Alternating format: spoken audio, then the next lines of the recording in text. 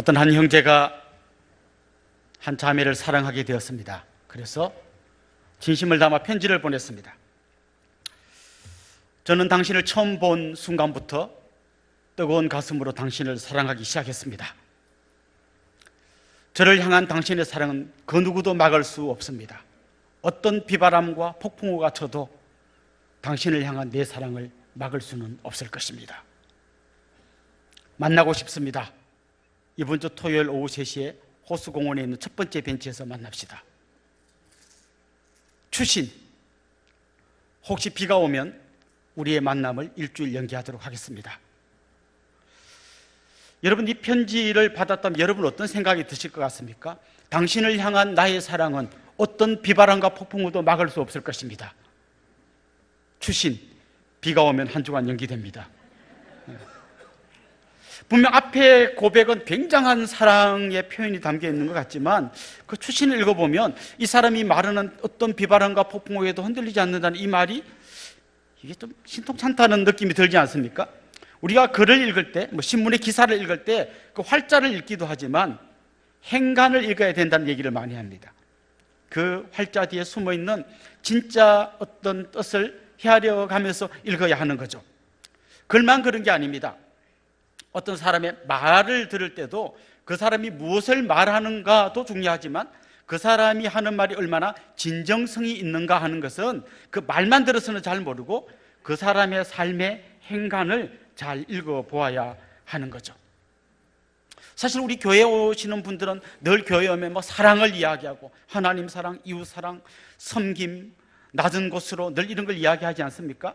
그런데 과연 그 사람이 진짜 그것을 제대로 믿고 있는지는 그 사람의 삶에 이런 행간, 구석구석에 조금씩 언뜻언뜻 보이는 그런 면을 살펴봐야 되는 거죠.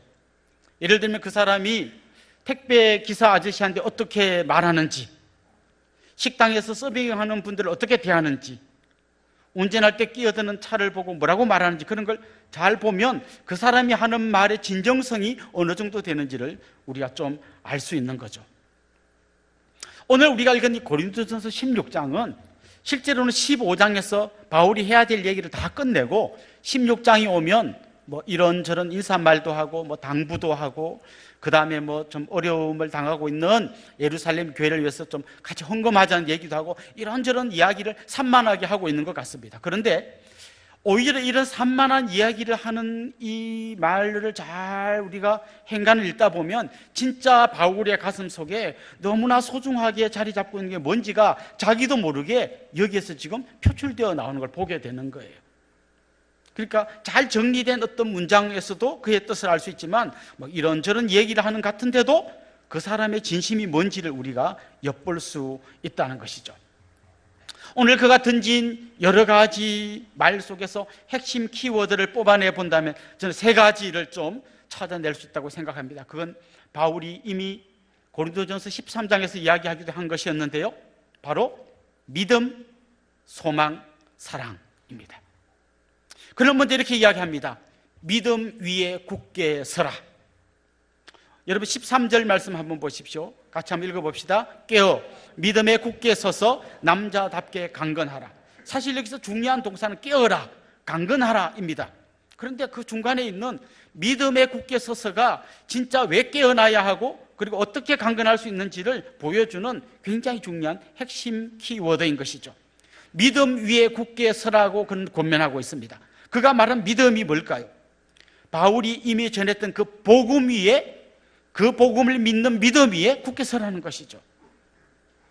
사실 복음은 우리에게 굉장히 익숙한 단어이지만 역설적이게도 진짜 복음의 능력을 우리가 잘 경험하지 못하는 경우가 많이 있습니다. 여러분 잘 아실 것처럼 우리는 교회 개척 운동을 하고 있습니다. 한 몇 년 전부터 목사님들이 같이 만나서 이거 이제 우리 앞으로 한국교회가 살 길은 이 길밖에 없다.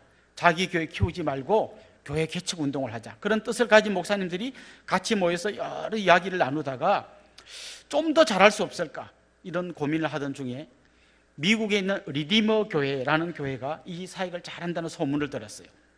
그 리디머 교회는 미국의 뉴욕 맨하탄 한복판에 있는 교회입니다. 그 맨하탄에 온갖 뺀질이들이 다 모여 있습니다. 동성연애자들부터 시작해가지고 막 머리를 이상하게 해가지고 하여튼 사람들이 볼 때 참 희한한 사람들이다라고 하는 사람이 다 모인 데가 맨하탄이에요. 그런데 거기에 교회를 개척해서 교회가 될까 했는데 거기에 팀 켈러라고 하는 목사님이 교회를 개척해서 한 4, 5천 명이 모이는 굉장히 큰 교회를 이루었어요. 그런데 그 목사님은 거기서 그치지 않고 이 교회를 중심으로 해서 여러 곳에 교회를 개척하는 이 운동을 하기 시작했습니다. 시티 투 시티라고 하는 그 기관을 만들어서 그걸 중심으로 교회 개척 운동을 잘하고 있다는 얘기를 들었어요. 그래서 한국에서 우리 교회 개척 운동 제대로 해봅시다라고 모였던 목사님들이 그러면 그 리디머 교회가 하는 시티 투 시티가 어떻게 교회를 개척하는지 우리가 좀 배워보자.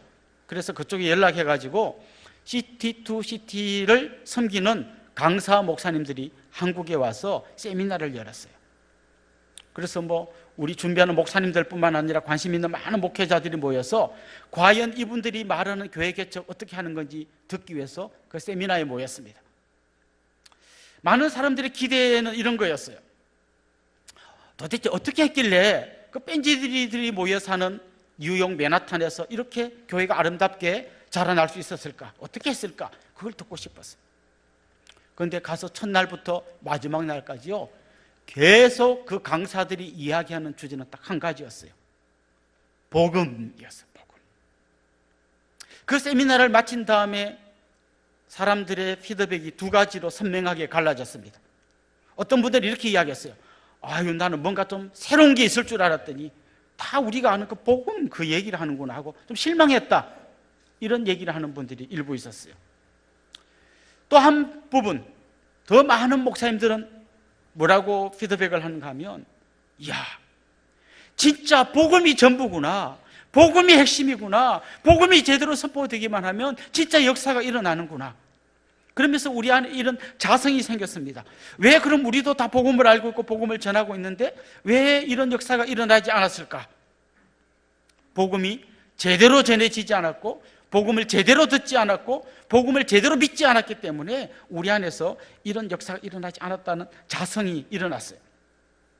복음은 여러분, 예수 믿으면 천국 갑니다, 그 티켓 한 장 받는 게 아니에요.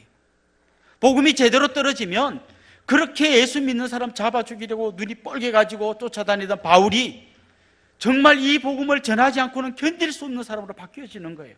복음이 제대로 떨어지면. 복음이 제대로 떨어지면 삭개오 같이 돈독이 올라가지고 어떻게 하면 다른 사람 돈을 더 빼앗아서 부자 될까, 그 같은 사람들이 자기 재산을 팔아서 가난한 자들에게 나누어 주는 사람으로 바뀌게 되는 거예요. 복음이 제대로 떨어지면 창녀가 성녀가 되는 거예요. 복음이 제대로 떨어지면 예수님 부인하고 도망갔던 제자들이 이제 나를 때려도 나를 죽여도 내가 이 복음을 전하지 않을 수 없습니다라는 사람으로 바뀌게 되는 거예요. 사실 복음의 빛이요, 우리 가운데 제대로 떨어지면 내 안에 있는 우상이 뭔지가 보여요. 내가 예수님 대신에 믿고 의지하는 게 뭔지가 보여요. 사실 복음으로 얄팍하게 포장지를 써놨지만 진짜 내 안에는 내가 섬긴 우상으로 가득 차 있는 거예요. 돈, 사람들의 인정, 박수, 명예, 그런 걸 꽉 채워놓고 복음이란 포장지로 살짝 얇게 쌓아놓은 거예요. 그러니까 역사가 일어나지 않는 거예요.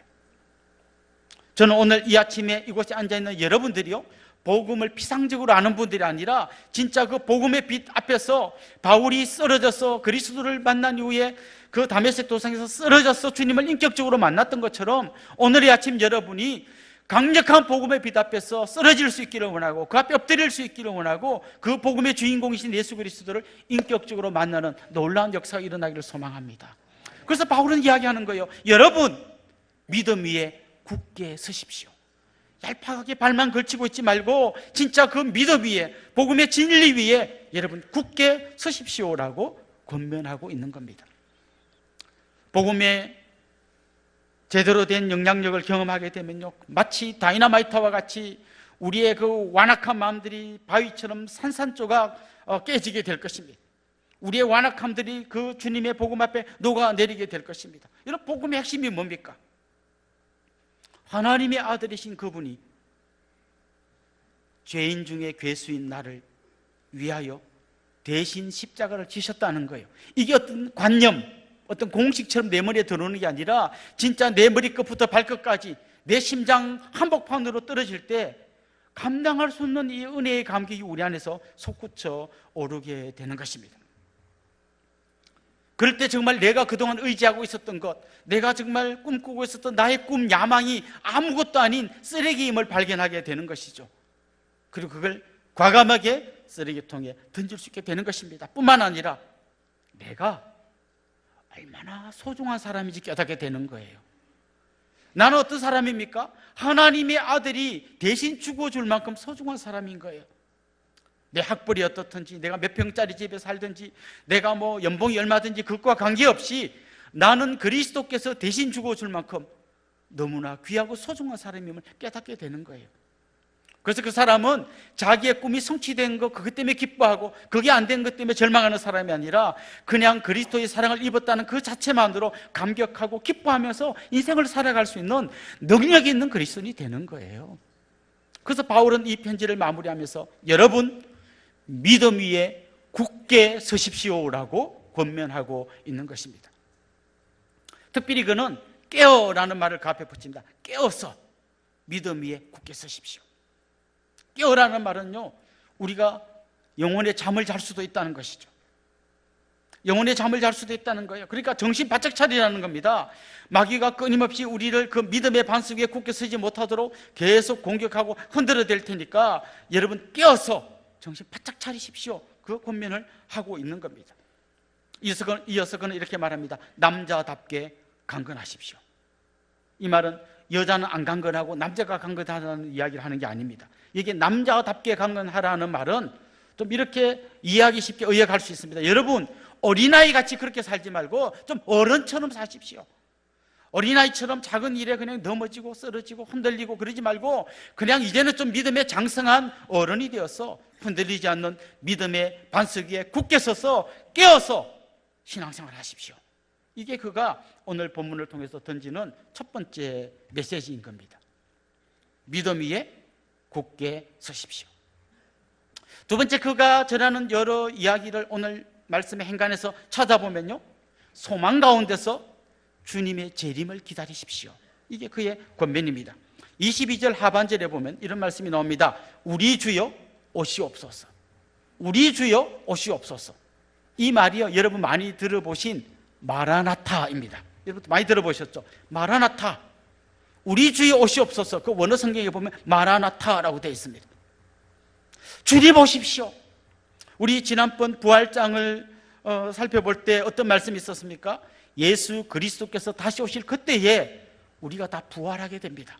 그때 죽음을 짓밟아버리고 죽음은 이제 우리 앞에서 항복하게 되고 죽음 뒤에서 우리를 바라보며 실실 웃고 있던 마귀는 그때 영원한 불못에 던져지게 될 것입니다. 우리는 부활하여 주님과 같은 영광스러운 존재가 되어서 주님과 함께 왕노릇하는 감격의 삶을 살게 될 것입니다. 이 소망을 두고 있는 사람은요, 눈앞에서 일어나는 작은 일에 일희일비하지 않습니다. 그냥 내일 일어난 일, 어제 지나간 일, 그거 붙들고 막 아웅다웅하지 않습니다. 우리는 미래에 일어날 놀랍고도 영광스러운 그날을 바라보는 믿음의 눈이 열리게 되는 것이죠. 이게 바로 소망이에요. 히브리서 말씀에서는 이렇게 이야기해요. 소망은 영혼의 닷과 같다. 여러분, 파도가 휘몰아치는 바다 위에 있는 배가 닻을 잘 내려놓으면요, 막 파도가 휘몰아치지만 그 닷 때문에 배가 그냥 그 파도에 휩쓸려 넘어가지 않고 딱 버티고 설 수 있는 거죠. 우리의 삶 가운데 수없는 환난, 핍박, 어려움, 고난, 그런 것 때문에 그 파도 앞에 그냥 휘몰아쳐서 올 때 그냥 침몰하는 게 아니라 영혼의 닷, 소망의 닻을 딱 내리고 있는 거예요. 그럴 때 정말 당장 내 눈앞에서는 내일 해결해야 될 내 힘으로 도저히 넘어가지 못할 큰 산이 버티고 있고 뒤를 돌아보면 막 엄청난 파도가 나를 향하여 몰려오는 것 같지만 그것만 보는 게 아니라 그 너머에 있는 소망, 주님 다시 오시는 그날 내가 영광스럽게 주님과 함께 왕노릇할 그 감격의 나를 바라보는 소망의 닻을 딱 내리고 있는 사람은 눈앞에 일어나는 이걸 뛰어넘을 수 있는 용기를 갖게 되는 것이죠. 사실 좀 전에 말한 깨어라는 말, 그 깨어있으라는 말도 소망과도 관련이 있어요. 여러분 잘 아시는 열처녀의 비유에 보면 신랑이 올 때 다 졸며 자다가 기름 준비하지 못한 5 처녀는 그 잔치에 참여하지 못하지 않습니까? 깨어서 주님 오실 날을 기다리고 있으라는 것이죠. 이 부활의 소망, 천국의 소망, 재림의 소망을 가진 사람 마음속에 주님이 오늘이라도 빨리 오면 좋겠다. 마라나타, 아멘, 주 예수여 오시옵소서. 초대교회 성도들이 인사할 때도 마라나타, 주님 오십시오, 주님 오시기를 사모합니다, 이런 믿음이 있었던 것처럼 여러분의 눈이 저 멀리 주님 오실 그날을 향하여 고정되어 있기를 소망하고, 여러분 마음속에 주님 다시 오실 그날을 간절히 사모하고 기다리는 마라나타의 소망의 마음이 여러분 안에 충만할 수 있기를 주님의 이름으로 축원합니다. 마지막 3번째로 그가 이야기하는 사랑, 사랑으로 하나 되라. 이게 사실 오늘 본문에 굉장히 많은 분량을 차지하고 있습니다. 특별히 바울은 사랑에 관한 메시지를 이미 고린도 교인들에게 던졌습니다. 우리가 잘 아는 고린도전서 13장, 너무나 사랑의 아름다운 이야기들로 가득 차 있는 그런 메시지를 이미 던졌습니다. 그런데 오늘 본문을 읽다 보면 바울이 말했던 그 사랑을 바울 자신이 먼저 이렇게까지 실천하고 있구나, 이걸 느끼게 돼요. 아까 서두에 말씀드렸던 것처럼 행간을 잘 보면 진짜 그 사람의 중심, 마음 중심에 뭐가 있는지를 알게 된다고 했잖아요. 바울이 지금 사랑에 대해서 말을 했는데 진짜 그 사람의 삶을 들여다보니까 이 사람이야말로 진짜 사랑의 사람이구나, 이걸 우리가 깨달을 수 있다는 것이죠. 먼저 14절 말씀 한번 보십시오. 너희 모든 일을 사랑으로 행하라, 이렇게 권면합니다. 24절 말씀에도 보면 나의 사랑이 그리스도 예수 안에서 너희 무리와 함께할지어다. 그럼 계속해서 사랑을 이야기하고 있습니다. 그런데 그가 진짜 어떻게 사랑하고 있는지를 그 안을 살살 이렇게 우리가 들여다보면요, 이런 이야기들을 그가 하고 있습니다. 먼저 아볼로에 관한 이야기가 나옵니다. 아볼로가 어떤 사람입니까? 여러분 고린도전서 처음 시작할 때 고린도 교회 안에 바울파가 있었고 아볼로파가 있었어요. 아볼로는 설교를 굉장히 잘하는 분이었어요. 그래서 성도들에게 굉장히 인기가 좋았습니다. 그래서 바울과 아볼로는 약간 라이벌 같은 느낌을 주는 관계예요. 두 사람이 라이벌이었다는 얘기가 아니라 성도들이 자꾸 이 두 사람 중에 나는 이 사람이 더 좋다, 이 사람이 더 좋다, 이렇게 하다 보니까 두 사람은 굉장히 사이가 좋은데 성도들이 이 두 사람을 약간 어렵게 만드는 아주 희한한 상황이 벌어지고 있는 거죠. 제가 안산 동산교회 부목사로 사역할 때 처음에 목사님들이 10명이었어요. 그런데 묘한 기류가 있더라고요. 수요 예배 때 목사님들이 돌아가면서 설교를 하는데 어떤 목사님이 설교할 때는 성도들이 많이 와요. 와, 그 소문이 나, 오늘 그 목사님 설교래, 와, 얼마 오늘 은혜 받겠다, 이러면서 사람들이 많이 와. 그런데 어떤 목사님 설교하면 사람이 조금 와. 또 막 이런 거 있습니다. 이제 새해가 되어서 교구 담당 목사님을 발표하겠습니다. 1교구 누구누구 목사님, 2교구 누구 목사님 막 발표할 때 있죠. 약간씩 들리고 이런 한숨이 들리는 때가 있고 있죠. 또 뭐 몇 교구 어떤 목사님 할 때 막 사람들이 와 막 이런 소리가 막 들려요. 우리 목사님들끼리는, 우리는 그때 담임 목사님이 김인종 목사님하고도 참 사이가 좋았지만 그 부목사님들끼리도 전부 형님하고 하는 너무 좋은 사이였어요. 그런데 이런 환경이 굉장히 서로를 좀 애매하게 만드는 거죠. 지금 뭐 에이 했는데 와 할 때 그 와 목사님이 아싸 이렇게 좋아할 수 있는 게 아니고 저 목사님한테 너무 미안하고 뭐 이런 희한한 게 되는 거죠. 지금 바울과 아볼로 사이도 이런 사이인 거예요. 두 사람은 너무 존경하고 사랑하는 사이지만 성도들이 막 바울이 더 좋아, 아볼로가 더 좋아, 아볼로 설교 잘하는데 바울은 설교를 못하잖아, 막 이런 얘기를 막 하는 거죠. 그런 상황에서 바울이 아볼로에게 부탁하는 거예요. 특별히 오늘 본문에서는 아볼로를 그가 뭐라고 부르는가 하면 형제 아볼로라고 부르는 거죠. 누가 형님인지 모르겠지만 우리 형님 같은 아볼로, 아니면 내 동생 같은 아볼로라고 이야기하는 거죠. 그러면서 아볼로에게 뭐를 부탁했는가 하면, 아볼로 부탁했는데 저 고린도 교회에 가가지고 성도들이 자꾸 이렇게 막 여러 가지 문제를 일으키니까 당신이 가서 좀 저분들을 잘 이렇게 다독이고 가르쳐 줘라. 그걸 여러 번 부탁했다는 거예요. 사실 아까 그 그림, 서로가 막 이렇게 누가 더 좋다는 이 그림을 생각하면요, 이렇게 인기 있는 아볼로가 가가지고 확 그 성도들의 마음을 다 사면 바울은 완전히 낙동강 오리알 되는 거예요. 그런데 바울은 그런 걸 생각하지 않는 겁니다.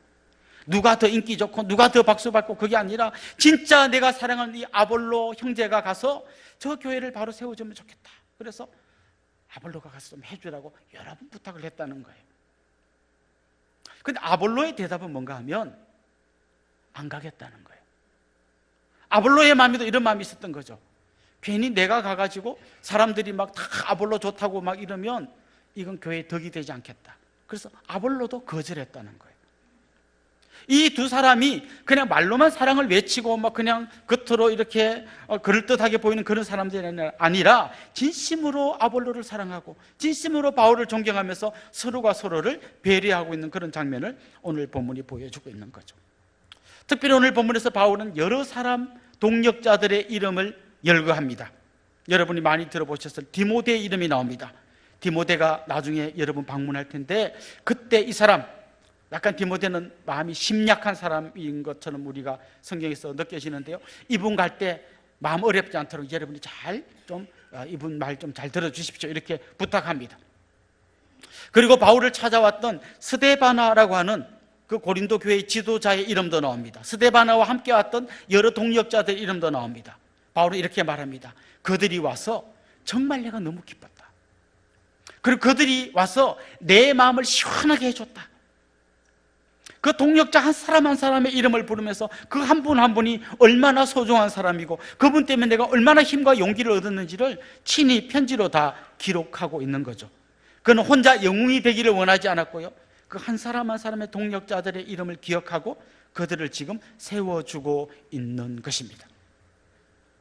여기서 진짜 바울의 그 진심 어린 사랑이 드러나게 되는 거죠. 그가 입으로만 사랑을 이야기한 게 아니라 진짜 자기부터 자기 옆에 있는 그 무명의 사람 한 명 한 명까지 소중하게 생각하고 세워주고 있구나, 이걸 우리가 깨달을 수 있는 거죠.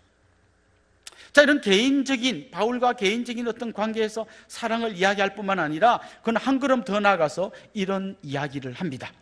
오늘 읽은 1절에서 4절 안에 말씀해 보면 이런 제안을 합니다. 여러분, 지금 예루살렘 교회가 어려움을 겪고 있는데 우리 같이 헌금합시다.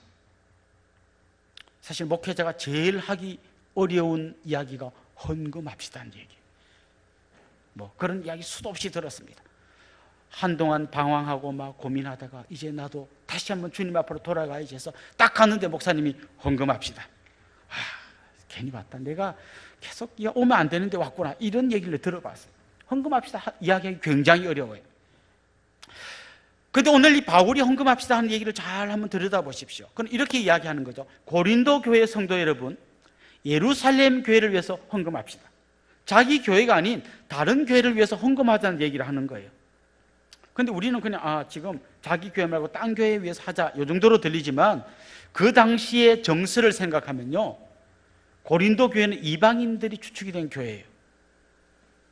예루살렘 교회는 유대인들이 주축이 된 교회예요. 유대인과 이방인은 물과 기름이에요. 서로 정말 자기들끼리는 서로 사람 취급도 안 하는 관계예요. 그렇지만 교회라는 공동체 안에 들어왔으니까 우리가 그냥 개인적으로도 서로 사랑해야 되겠지만 교회와 교회가 이 사랑을 표현해 봅시다. 그래서 같이 헌금하자고 권면하는 그런 장면이 보입니다.